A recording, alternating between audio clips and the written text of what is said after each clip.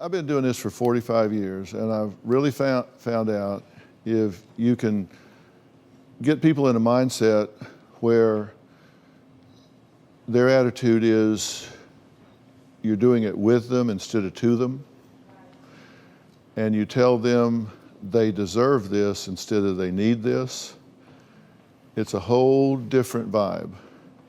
It's kind of like if you're telling somebody that it's time to go to rehab, for example. You say, you need this because you are screwed up.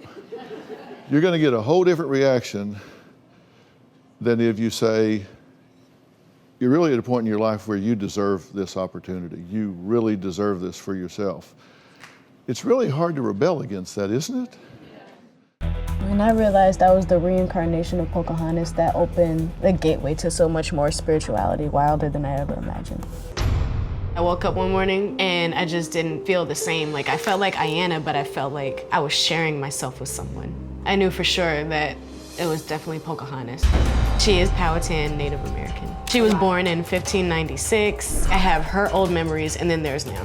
Her spirit definitely helps me get through my day-to-day life. I know secrets of the universe. I definitely am a portal for divine intervention.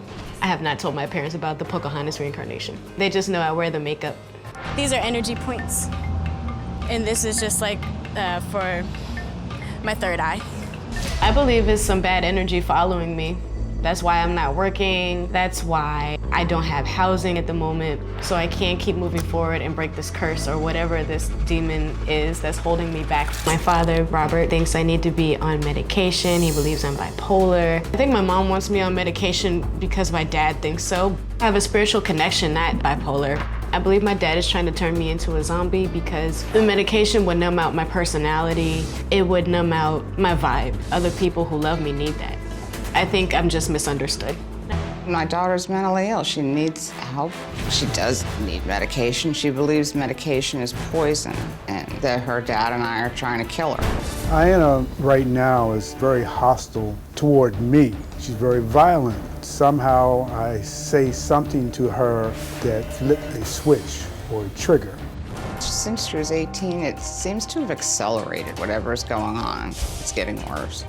I'd say in the past 3 years, she's becoming, I think, a little delusional. She has changed from a sweet young lady to a complete opposite person. Something terrible going to happen to her because Ayanna is impulsive. And I think she's going to wind up not just homeless, but dead.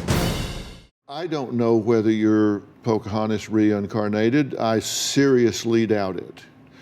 And I seriously doubt it because from everything that I've learned about Pocahontas, I don't think she would be behaving in the way you're behaving. Well, my personal opinion on that is I wouldn't have a reason to be violent if I wasn't having any violent acts being put towards me. And I appreciate your opinion on you doubting my reincarnation, but I am full and set in my belief in that, and no one can take that away from me. And God told me, I understand, and I appreciate your honesty on that. But you're willing to challenge it, right? Not really, no. Yeah, well then you must not be very confident in it. So, oh no, I'm now I really don't believe. I'm definitely. Now I really don't believe you believe. I'm just trying to see where your head is at, and I personally, have fun with this. No, if you're not willing to challenge it and you're closed-minded to it, then I'll just speak to your parents and not you.